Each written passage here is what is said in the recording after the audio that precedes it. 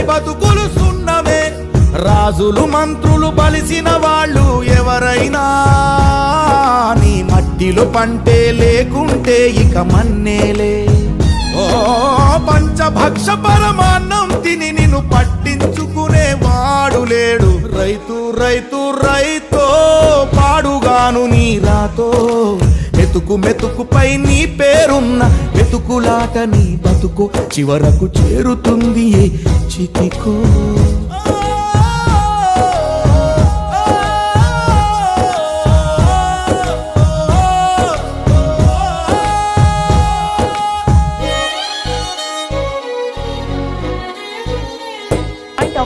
విత్తనాలు కల్తీ చేసి నీ రక్తాన్ని పంచుకుంటారు.